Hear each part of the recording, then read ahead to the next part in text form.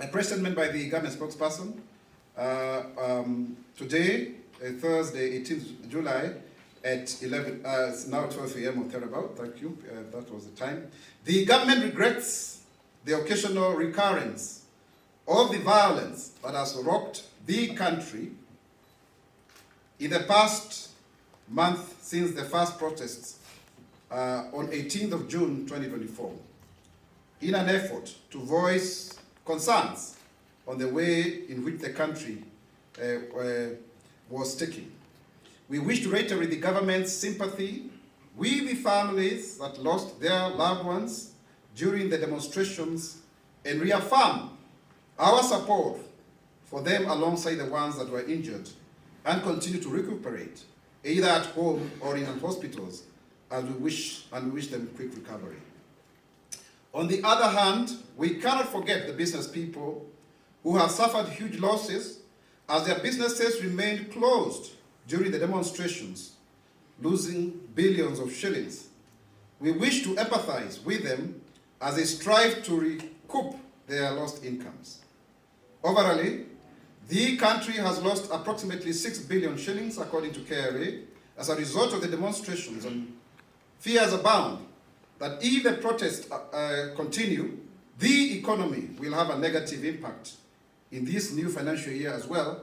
And you know we have a huge tax hole as a result of the non-passing or the rejection of the finance bill of 346 billion and the carryover of an expenditure from last year, pending bills of about 220 billion.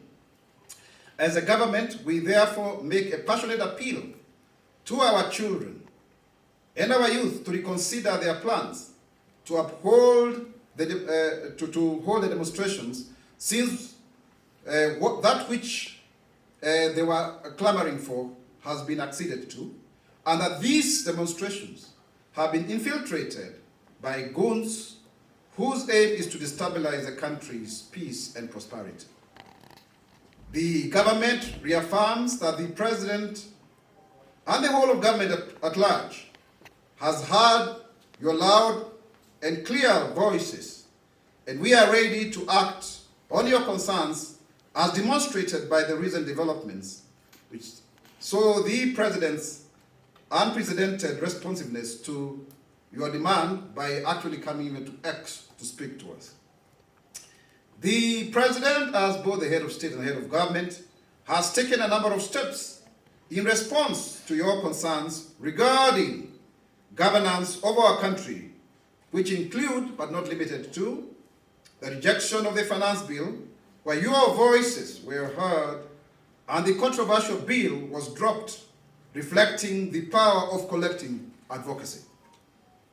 The reduction of the expenses of the office of the First Lady and spouse to the Deputy President, and this action portrays the government's commitment to streamline and ensure transparency in its operations and responding to your calls for fiscal discipline and responsibility.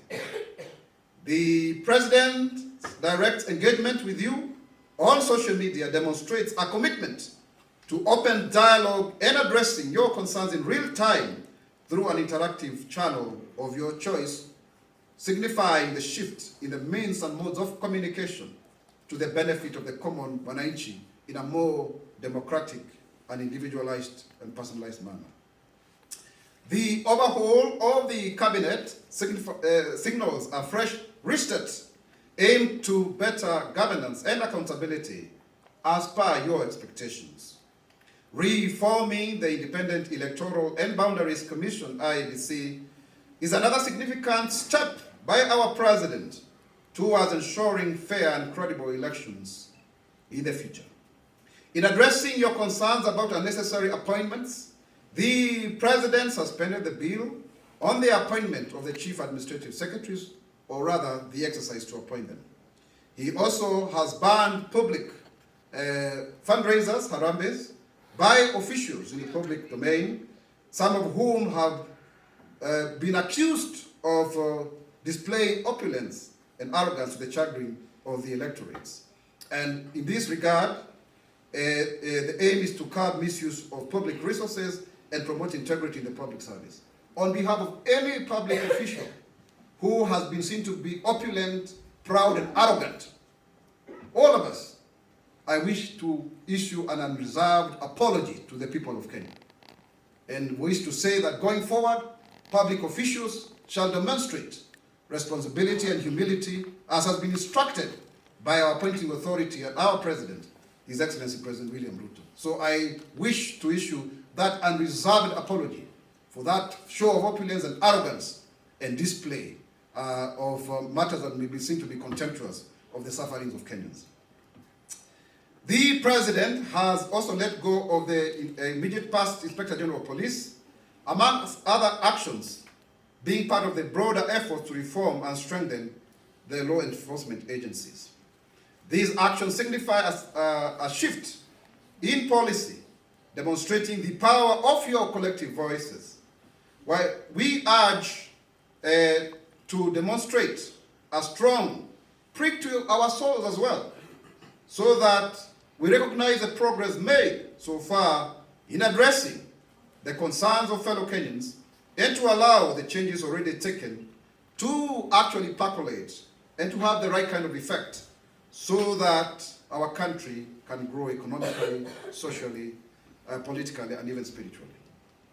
I wish to remind Kenyans that being the President of the Republic of Kenya and Commander-in-Chief of the Defense Forces, His Excellency the President William Mwaura Ruto has a constitutional responsibility to protect the country from anarchy.